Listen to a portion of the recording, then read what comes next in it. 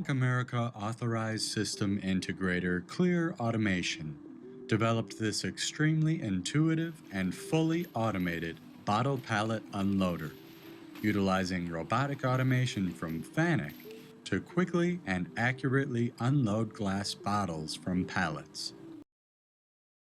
Imagine a robot delicately picking and placing fragile objects on an assembly line. How does it calculate the precise velocity needed to avoid breaking them? To execute these movements, robots rely on velocity kinematics, a mathematical framework that translates joint velocities into smooth, coordinated motion of the end effector. Today, we'll explore this fascinating topic and learn how twists, Jacobians, and transformations form the foundation of robotic motion. Velocity kinematics examines how a robot's joints contribute to the movement of its end effector. Forward kinematics answers, where is the robot? Velocity kinematics, on the other hand, answers, how is the robot moving? At its heart is the concept of the twist, which combines rotational and translational velocity into a single 6D vector.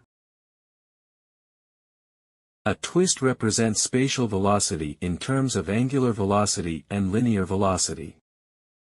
Imagine a robotic arm rotating while extending outward. These two motions together describe the twist. But motion isn't always in the same frame. That's where the adjoint map comes in. The adjoint map transforms twists from one coordinate frame to another. For example, if a robot's base moves, the end effector's motion must adjust accordingly. Next, let's introduce the Jacobian matrix. Jacobian is more than just a mapping. It also reveals manipulability.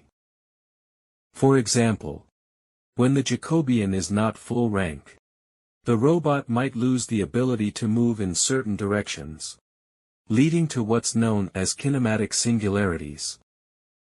These are like blind spots in the robot's motion. The graph below shows the actuator limits in two different measures, one in joint angle and one in velocity frame. Let's consider an example. A robotic arm tracing an intricate design. As it draws, the arm calculates joint velocities to ensure the pen moves smoothly along the path. Here, the Jacobian ensures each motion is precise and free from singularities, enabling fluid, controlled movement.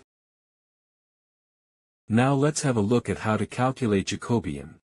Following the definition of velocity kinematics, we get the adjoint map form of forward kinematics. And then we can extract each coefficient to form the Jacobian matrix. The Jacobian can be expressed in two ways: the space Jacobian and the body Jacobian. The space Jacobian is tied to the world coordinate frame, while the body Jacobian is tied to the robot's end effector frame. These two are related by a transformation matrix derived from the robot's configuration. Let's compute the Jacobian for a simple two-link planar robot. First, we write the forward kinematics. Taking derivatives with respect to time gives us x dot and y dot. Finally, we extract the respective part of Jacobian and form them into a matrix. In conclusion, velocity kinematics is the cornerstone of robotic motion, enabling precise calculations of how joint velocities translate into the end effector's movement. By understanding twists, the Jacobian matrix, and their relationships, we gain insights into motion control, manipulability, and avoiding singularities. These principles power robots in fields like manufacturing, surgery, and space exploration. Remember, the Jacobian is not just a tool. It's a window into a robot's capabilities and limitations. Thank you for watching. And stay tuned as we journey into inverse kinematics to explore how robots achieve their target positions with precision and creativity.